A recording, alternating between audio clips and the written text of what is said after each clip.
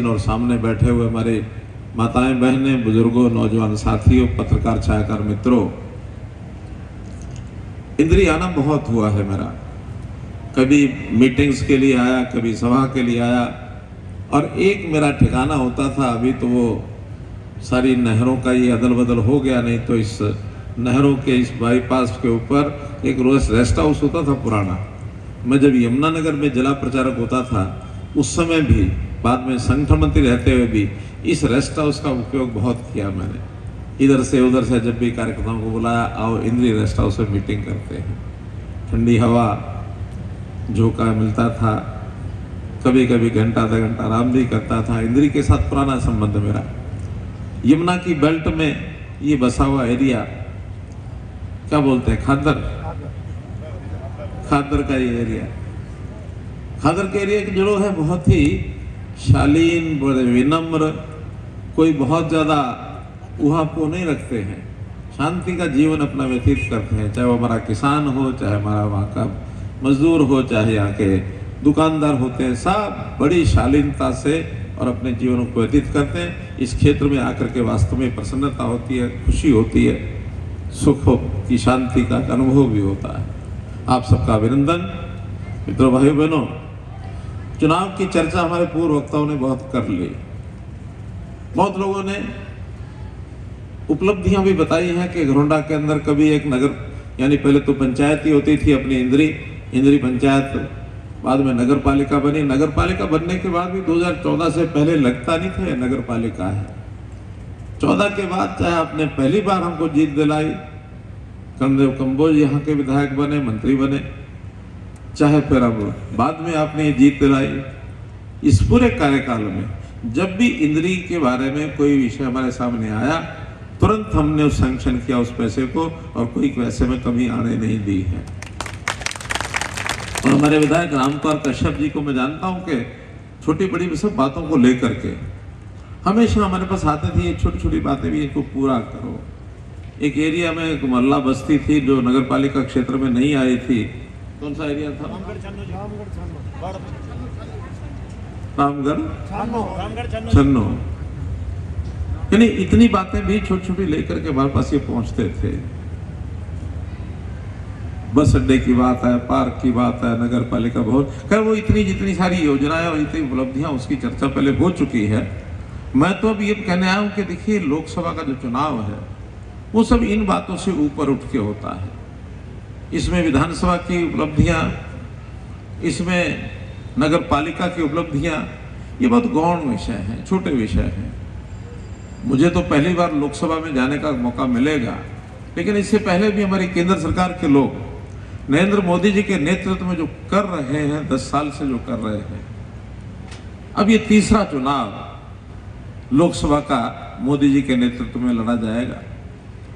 देश का क्या क्या काम हुआ, यानी मोदी जी का नाम आते ही ऐसे नहीं लोग बोलते मोदी मोदी मोदी, जब आए तो मोदी मोदी करके, कुछ सुनते नहीं है, एक ही बात मोदी मोदी करके चिल्लाते रहते हैं। अगर मोदी व्यक्ति तो ऐसा ही जैसे हम हैं, लेकिन मोदी कहने के बाद कौन सा जोश उठता है, कौन सा करंट लगता है? वो करंट लगता है कि नरेंद्र मोदी हैं जिन्होंने 500 साल से जो एक संघर्ष, एक झगड़ा, एक लड़ाई, जो एक विवाद कि हमारे रामलला जी की मूर्ति को खंडित करके और वहां पर जो ढांचा बनाया गया था उसको हटा करके पुनः रामचंद्र जी की मूर्ति लगा के प्राण प्रतिष्ठा का काम 500 साल बाद किया, तो ये नरेंद्र मोदी जी ने करवाया। छोटी बात नहीं थी। विपक्षी लोग कटाक्ष करते थे कि कौन से विषय को लेकर बैठ गए हैं, इनको तो राम जन्मभूमि मंदिर तभी याद आ जाता है जब चुनाव आता है। अरे चुनाव तो भाई हर 5 साल बाद आएगा, 5 साल बाद लोकसभा का भी आएगा, 5 साल बाद विधानसभा का भी आएगा, नगर पालिकाओं का भी आएगा, पंचायतों का भी आएगा। साल में, यानी 5 साल में कम से कम 5 बार चुनाव होते हैं, तो हर साल चुनाव आता है। तो इसका मतलब चुनाव आएगा तो बात नहीं करेंगे। राम जन्मभूमि के उस संघर्ष में 80-82 से वो संघर्ष शुरू हुआ था। 2023 में 24 में आकर के प्राण प्रतिष्ठा हुई है। 40 साल का तो हमने अपने आंखों से देखा है। इस संघर्ष के बाद बिना एक यानी खरोंच भी किसी के शरीर पर आए हुए और किस प्रकार से ऐसे बना है राम जन्मभूमि मंदिर, जैसे बहुत सामान्य एक लेख लिखा दिया और उसके बाद बन गया, फैसला हो गया और हम सब गदगद हैं, गदगद हैं। अब इस कारण से मोदी जी को मोदी मोदी मोदी कहते हैं। धारा 370, मालूम नहीं कि यहाँ कितने जज्बात 70 के बारे में हैं। 370 मैं तो जम्मू कश्मीर में रहा हूं, मैंने 5-6 साल वहां काम किया है। लगता था कि जम्मू कश्मीर कब देश का टुकड़ा अलग हो जाए, कब वो स्वतंत्र देश बन जाए, या कब पाकिस्तान उसको हड़प जाए, कब दूसरे दुनिया के बड़े बड़े जो ताकतें हैं वो उसको अपना अड्डा बना लें। इस 370 के कारण था। 370 की धारा 1947 में देश आजाद हुआ उस समय लगा दी गई थी, और ये कह के लगाई थी ये एक टेम्परेरी धारा है, घिस घिस के घिस जाएगी। लेकिन जब उसको हटाने की बात आती थी तो बहुत बड़ा वर्ग खड़ा हो जाता था कि नहीं, 370 को नहीं हटने देंगे। मोदी जी ने, हमारे अमित शाह जी ने, हमारे राष्ट्रीय अध्यक्ष अमित नड्डा जी ने इस प्रकार से चक्री चलाई कि कब 370 एक दिन हट गई पता ही नहीं लगा किसी को। जो उनको डराते थे। हमारा देश दुनिया में लगभग 200 देश हैं। आखिर 200 देशों का मुकाबला होता है। जैसे हमारे जिलों का मुकाबला होता है, हरियाणा में 22 जिले, कौन आगे कौन पीछे। ऐसे देश में प्रांतों की चर्चा होती है, कौन प्रांत आगे कौन पीछे। दुनिया में देशों की चर्चा होती है, कौन आगे कौन पीछे। इन 250 देशों में जब हम अपने देश का नाम ऊपर से ढूंढते थे कि हम कहां खड़े हैं प्रगति पर, तो ऊपर से देखते देखते आंखें थक जाती थी। नीचे के 5-7 देशों में ही हमको अपना देश मिलता था। आज से 30-40 साल पहले नीचे से मिलता था। आज स्थिति यह है कि मोदी जी ने जिस प्रकार से देश की कल्पना योजना बनाई, जैसे आर्थिक स्थिति में सुधार हुआ, आज देश की जो दुनिया की अर्थव्यवस्थाएं हैं, ऊपर की 5 अर्थव्यवस्थाओं में भारतवर्ष आ गया है, फर्स्ट 5। और संकल्प है कि 2029 तक आने वाले 5 साल में हम 5वें के बजाय 3रे स्थान पर आ जाएंगे, पहले 3 में आएंगे। इसलिए एक बहुत बड़ा कदम देश में उठाए गए हैं। देश के अंदर विकास दुनिया भर का हुआ है। विकास के पैसा पता नहीं कहां से आया, कहां से नहीं आया। लोग सोचते रहते हैं कि इतना बजट, इतना पैसा कहां से आया है, और वो पैसा बड़े सरल ढंग से अपने इस देश के लोगों ने इकट्ठा किया है। पहले तो हमसे भी कोई पैसा अगर सरकार देश के लिए मांगती थी, हमको तकलीफ हो जाती थी कि पैसा हमसे क्यों मांग रहे हैं। मोदी जी ने ऐसा सिस्टम बनाया, हमारी जेब से पैसा निकलता पता ही नहीं लगता। हम ही देते हैं, सब देते हैं। कैसे देते हैं? हम अपने घर के लिए साबुन खरीदते हैं ना। मानो 3 रुपए की, 5 रुपए की टिकिया आती है, तो 3 रुपए 5 रुपए में एक 25-30 पैसे सरकार ले जाती है। पता लगता है। माचिस खरीदते हैं, 2-3 पैसे उसमें से भी सरकार लेती है। तो कहां ले जाती है? ये जीएसटी करके पैसा इकट्ठा होता है। वही पैसा घूम करके हमारे पास आ जाता है। हम ग्रांट लेते हैं, ग्रांट मिल जाती है। हमारे कर्मचारी तनख्वाह लेते हैं, तनख्वाह अच्छी मिल जाती है। हमारे किसानों को मुआवजा चाहिए, उसको मुआवजा समय पर मिल जाता है। कोई कमी नहीं आती है। अभी देश में कल वित्त मंत्री जी के साथ में बैठा था निर्मला सीतारमण जी, दिल्ली में किसी कार्यक्रम में। बड़ी प्रसन्न थी वो इस बात को लेकर कि देश का जीएसटी कलेक्शन 1,70,000 करोड़ रुपया हर महीने हो जाता है। किसी को तकलीफ नहीं हुई। और यही जीएसटी मोदी जी ने जब 2017 में चालू कराया था, हमारे व्यापारी भाई, या तो बड़े व्यापारी नहीं होंगे, छोटा कस्बा, लेकिन जो बड़े व्यापारी बड़े बड़े शहरों में, उन सब ने विरोध किया था। यहां तक के गुजरात तो उनका अपना प्रदेश था। गुजरात में बड़ी बड़ी मार्केटें, सूरत है, अहमदाबाद है, सब मार्केटों में व्यापारी खड़े हो गए कि नहीं जीएसटी लगाना ठीक नहीं है। आज वही व्यापारी कहता है कि जीएसटी में जितना बदलाव करके और देश को एक व्यापार को स्मूथ कर दिया, एक सरल कर दिया, इससे बड़ा काम देश में नहीं हो सकता। हमारे व्यापारी कौन कौन हाथ खड़े कर? कोई बताइए, जीएसटी के कारण से कोई तकलीफ है व्यापारियों को? नहीं है ना। जब जीएसटी नहीं था तब 2-2 पहिया बनती थी दुकानदार की, अगर मैं गलत नहीं बोल रहा तो 2 बनती थी ना। एक दुकान पर अलग रखते थे, मुनीम से बनवाते थे, और एक पर्चियां बना बना के घर में ले जाते थे रात को सोते समय, और अपने रजाई के अंदर बैठ के बही खाता तैयार करते थे और वो लिख करके अपने बिस्तर में डाल देते थे, इसको कोई देख ना ले, हम ही देखेंगे, हम ही इस पर काम करेंगे। 2 बही खाते बनते थे ना, क्यों? अब 2 बनते हैं क्या? नहीं बनते ना। वही बही खाता जो दिन में बनाते हैं वही दुकान पर रखते हैं, कोई आकर देख ले, बिल्कुल साफ सुथरा। उस समय तो जो ठीक व्यापार करने वाला भी आदमी होता था, मानो कोई सेल टैक्स देख करके बिल काटने वाला भी आदमी हिम्मत करता था, वो काट नहीं पाता था। क्यों? ग्राहक वहां से लेता था जहां सेल टैक्स नहीं लगता, कि उसको 4-8 आने बचते थे। बोलता ये सस्ता देता, ये महंगा देता है। जो बिल काटने वाला दुकानदार है उसका माल बिकता नहीं था। आज जीएसटी का सिस्टम ऐसा आ गया, पड़ोसी को भी काटना पड़ेगा, मुझे भी काटना पड़ेगा, पता ही नहीं लगता, क्योंकि जीएसटी तो वहां लग गया जहां से हम खरीद के लाए। जहां से हम खरीद के लाए वहां जीएसटी लग चुका है, इसलिए उसने भी वही भाव बेचना, हमने वही भाव बेचना, दुकानदार एकदम सुरक्षित हो गया, उसको कोई खतरा नहीं रहा। ऐसे एक नहीं, कितने ही काम किए पिछले 10 साल में। हमारी बहु बेटियों के लिए एक संदर्भ की बात बताता हूं। जेंडर रेशो, यानी समाज के अंदर एक विकृति पैदा हो गई थी कि बेटियां जो है परिवार पर बोझ होती हैं, बेटी को पैदा होने से पहले गर्भ में मार दिया जाए। ये चलन समाज के कुछ वर्गों में था। जेंडर रेशो तो गिनी जाती है, 870 की जेंडर रेशो थी 2014-15 में।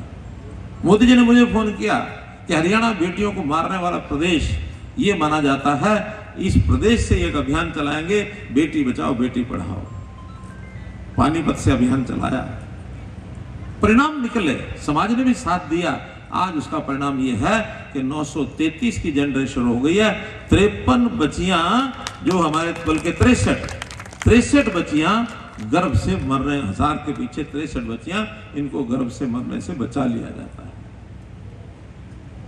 स्थिति ये हो गई थी कि जवानों की शादियां नहीं होती थी, अंतर हो गया जेंडर रेशो में, इसलिए आज वो समस्या खत्म हो गई है।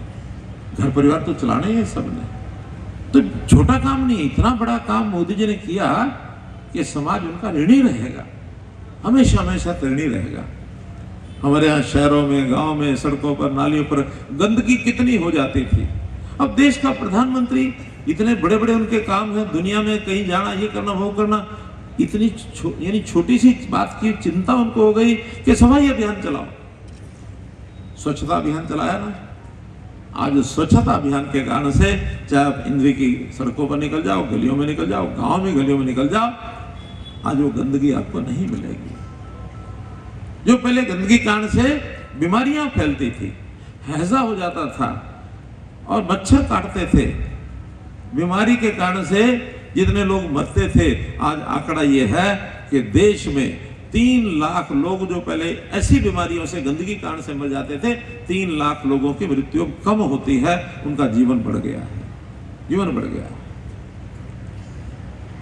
किसानों के हित में उन्होंने घोषणा की कि किसान को, हमारा छोटा किसान यानी उसकी जोत छोटी हो गई है, जमीन बट के कहीं 10 किले थी तो 3 भाई हो गए, 3-3 किले रह गए, फिर आगे 3 हो गए, 1-1 किला रह गए, 1 किला 1.5 किले वाले किसान भी हो गए। तो किसान की आय को कैसे बढ़ाया जाए? किसान की आय को डबल करने के लिए, किसानों को अतिरिक्त आय करने के लिए छोटे छोटे उद्योग, यानी वहां पर फूड प्रोसेसिंग की इकाइयां, फूड प्रोसेसिंग में जो उत्पादन किसान का होता उसको वैल्यू एडिशन करके कैसे उसके लिए कोई अचार बनाया जाए, कोई पापड़ बनाया जाए, कोई बेसन बनाया जाए, कोई आटा बनाया जाए, कुछ ऐसी चीजें किसान के ही खेत में लगवा करके एफपीओ बनाए। 1500 एफपीओ हरियाणा में चल रहे हैं, ताकि वो अपनी आमदन को बढ़ाएं। किसान के बेटों को पढ़ाई, शिक्षा, स्किलिंग ये दे करके उनको कामों में लगाने का काम मोदी जी ने किया। इन्वेस्टमेंट लाए। आज उद्योग जिस गति से देश में बढ़ रहा है, हरियाणा में भी, हरियाणा आज बेस्ट डेस्टिनेशन हो गया है उद्योगों का। इन उद्योगों के माध्यम से प्राइवेट जॉब ये खड़े किए। रोजगार देने का काम जितना इस 10 साल में हुआ है, पहले कभी नहीं हुआ। शोर कितना ही मचा लो विपक्षी लोग, विपक्षी लोग आएंगे खूब शोर मचाएंगे, वो रोजगार की बात करेंगे, वो महंगाई की बात करेंगे। बहकाने का काम तो हर पॉलिटिकल पार्टी करेगी। सुनने वाले को समझना है कि हाँ इसमें तर्क क्या है, सत्यता कितनी है। आज ही मुझे एक पत्रकार ने पूछा कि विपक्ष के लोग कह रहे हैं कि महंगाई को कैसे रोकेंगे। मैंने कहा मैं बताता हूँ महंगाई। हम में से बहुत से लोग सरकारी कर्मचारी होंगे, कुछ रिटायर्ड आदमी होंगे। कर्मचारी को जो मूल बेसिक वेतन होता है उस पर एक डीए मिलता है। किस किस को पता है डीए अलग से मिलता है? इतने लोगों को पता है। और ये डीए हर साल 6-6 महीने में बढ़ता है। 2006 में जो बेसिक थी उसके बाद 2016 तक डीए बढ़ते बढ़ते कितना हो गया किसी को पता है? 2006 से 2016 है पता किसी को? कितने परसेंट बढ़ा? 126%। यानी जो 100 रुपए की चीज थी वो 126 रुपया महंगाई लग करके 226 हो गई। तनख्वाहें भी ऐसे ही बढ़ी, 100 की बजाय 226 मिलने लगे। फिर 16 में उस सारे को मर्ज किया जाता है, फिर से वो बेसिक वेतन में, मूल वेतन में आ जाता है। फिर 16 के बाद ये डीए लगना शुरू होता है परसेंटेज के हिसाब से। अब कुछ कर्मचारी आज बैठा हो तो अब 8 साल बीतने के बाद, 7.5 साल 8 साल के बाद अभी डीए कितना हुआ है 16 के बाद? किसी को पता?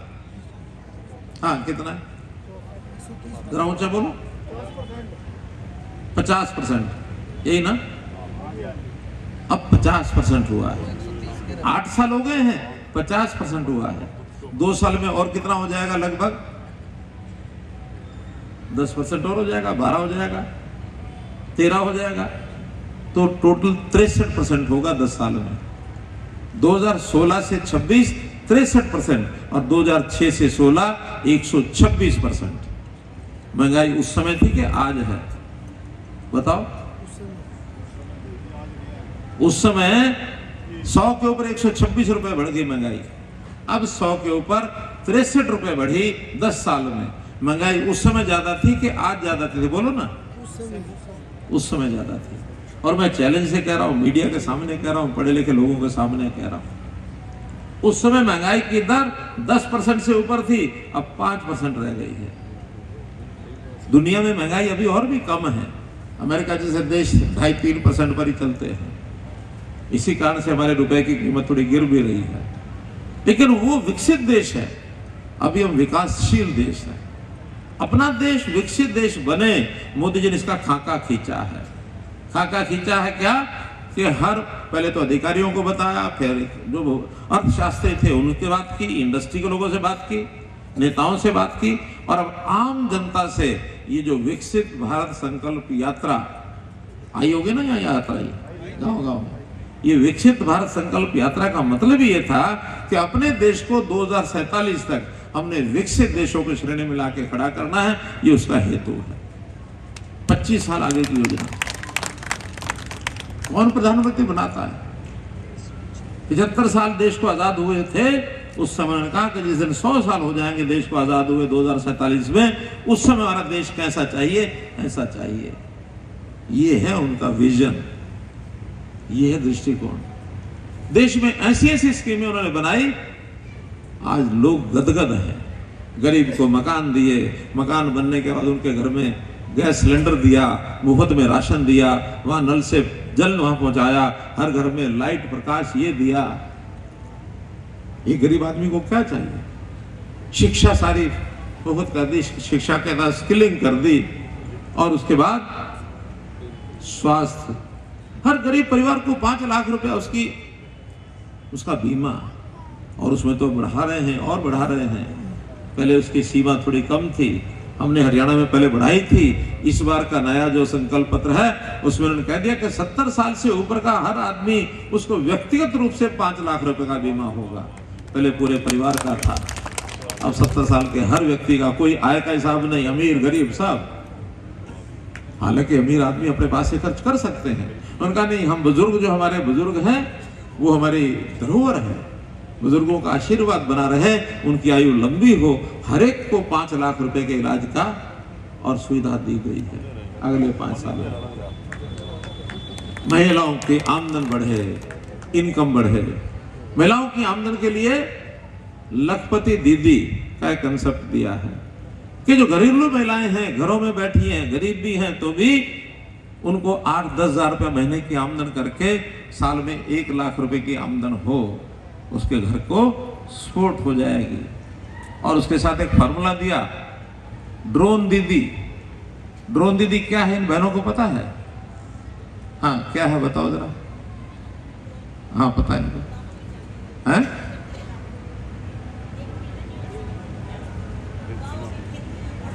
खेती के ऊपर ड्रोन चला करके उससे खाद छिड़काव करेंगे। ड्रोन हम समझते ना, ड्रोन ब्याह शादियों में फोटोग्राफी के लिए ऊपर ड्रोन चलते हैं, वो ड्रोन भी उसकी इनकम बहुत होने लग गई है। घर घर में अगर महिलाएं ड्रोन लेकर के उस काम को भी करना सीख जाएं तो वो 1 लाख रुपया साल का आसानी से कमा सकती हैं। तो ड्रोन दीदी, लखपति दीदी, हमने भी अपने यहाँ 3 लाख महिलाएं ड्रोन दीदी के माध्यम से लखपति बने, ये टारगेट हमने रखा है। कमाई करके आगे बढ़ना। और एक नारा हमारे विपक्षी लोग दे रहे हैं, हम आएंगे तो मुफ्त में 1 लाख रुपया उनके बैंक अकाउंट में पहुंचाएंगे गरीब महिलाओं के खाते में, ये वो बोल रहे हैं। पहली बात तो ये पता नहीं है कि उनको हिसाब किताब लगाना आता कि नहीं आता। अगर 1 लाख रुपया महिलाओं के खाते में सब में अगर डाल दिया तो 80 करोड़ गरीब परिवार हैं, 80 करोड़ लाख ये रुपया बैंक उसमें डालना पड़ेगा बैंकों में, 80 लाख करोड़। और हमारा बजट कितना है पता है देश का साल का? 46 लाख करोड़ बजट, 46 लाख करोड़ टोटल। और वो कहते हैं 80 लाख करोड़ में बांट देंगे। अरे कहां से लाओगे बताओ तो सही। और जब ये उसमें डाल देंगे तो बाकी क्या करोगे? दुनिया भर के कर्मचारी, दुनिया भर के आपके सेना के खर्चे, रेलवे के खर्चे, हमारे केंद्र सरकार के कितने खर्चे होते हैं, बिजली का, पानी का, इसके उसके जो बड़े बड़े प्रोजेक्ट, तो कुछ भी आए मुंह में से बोल देते हैं। लेकिन मोदी जी ने कहा हम मुफ्त लाख रुपए देने के बजाय हम हर बहन को 1 लाख रुपया कमाई कराने का काम करेंगे। बेरोजगार युवकों को लाख रुपया कम से कम कमाई करके अंदर घर में जाए, ये काम करेंगे। कमा के खाना या मुफ्त खाना? बोलिए। कमा के खाना स्वाभिमानी है। हम कोई भी आदमी किसी से झगड़ पड़ता ना, वो कह देता मैं केड़ा तेरा दिता खा रहा, कमा के खा रहा हूं, कहते हैं ना। कई तो गाली दे गए थे, तेरे प्यो दे दिता खा रहा, अपना खा रहा, कहते हैं ना। तो जो अपना खाता है, कमा के खाता, उसका स्वाभिमान कुछ और होता है, सीना चौड़ा करके जीता मेरे मित्रों। इसलिए भारतीय जनता पार्टी की नीतियां और विपक्ष के बाकी लोगों की नीतियां कोई तालमेल नहीं है। चुनाव आया है तो वो भी आएंगे मैदान में, अभी तो मैदान में आने की हिम्मत भी नहीं कर रहे। हम तो 10 की 10 हरियाणा में सीटें घोषणा करके मैदान में आ गए हैं। कांग्रेस का भरोसा नहीं कब आ रहे हैं, ये 1.5 महीने से तैयारी कर रहे हैं। आज उनकी ये मीटिंग चल रही है, आज उनका ये झगड़ा हो गया, आज इस सीट पर का नहीं आ रहा, उनके कार्यकर्ता भी परेशान हो गए। हम करें क्या? हम तो खुले रूप से मंचों पर जा रहे हैं, बातें अपनी बता रहे हैं, आधा काम हमने कर लिया है, वो तो मैदान में नहीं उतरे अभी, और उतरने के भी कोई बहुत बड़ा स्कोप लग भी नहीं रहा। कभी झगड़ा हो जाता, आज तो बता रहे कि इसलिए उनके जो अध्यक्ष है ना वो बीमार हो गए, इसलिए आज घोषणा नहीं होगी। कोई बहाना, कभी कोई बहाना। खैर कोई बात नहीं, वो लोग आएंगे, उल्टी सीधी बातें कहेंगे, उनको मित्रों आप लोगों ने सुनना भी है। लोकतंत्र में सुनना बहुत जरूरी है। हम ये नहीं चाहते कोई अपनी बात ना कह सके। कुछ सिरफिरे लोग होते हैं जो कहते हैं हम तो जो है उनको अपनी बात कहने का मौका नहीं देंगे, हम तो विरोध करेंगे। हैं कुछ सिरफिरे 2-4-10 नेता ऐसे विरोध करने वाले के, हम नहीं सुनेंगे, हम आने नहीं देंगे। अरे भाई लोकतंत्र है, सबको अधिकार है आने का, बात कहने का, सोचने का, और बाद में अपने मत का प्रयोग करने का। जिसने समर्थन में डालना समर्थन में डाले, जिसने विरोध में डालना विरोध डाले। जबरदस्ती थोड़ी डालेंगे हम, किसी का हाथ पकड़ करके जबरदस्ती थोड़ी कहेंगे कि कमल के निशान पर जरूर आपने दबाना है। इस मन में, इस छाती के अंदर अगर हमारे अंदर हिम्मत होगी, हमारा दम होगा, तो भारतीय जनता पार्टी के लोग अपने आप वोट डालेंगे, अपने आप इतनी भारी संख्या में जिताएंगे भारतीय जनता पार्टी कैंडिडेट्स को कि याद रखेंगे लोग। करनाल तो आपके लिए उदाहरण एक है ही है। आप कितने वोट पड़ने कितने नहीं, हमारे लोगों ने बहुत बड़े चैलेंज खड़े किए हैं, बहुत बड़ा आह्वान किया, बहुत बड़ा चैलेंज बताया है। मैं तो इतना ही कहूँगा कि कि हरियाणा की 10 की 10 सीटें जब जिताएंगे तो निश्चित रूप से वो नारा जो सब लोग दे रहे हैं कि इस बार 400 पार का लक्ष्य रखे और करनाल सीट को भी भारी बहुमत से जिताएं। और फिर हमारे ये जो कलाकार हैं ये कुछ सुनाएंगे, बताएंगे। अभी तक तो कह रहे थे मनोहर लाल बोल रहा हूं, अब ये कहेंगे मनोहर लाल नहीं बोलेगा, मनोहर लाल का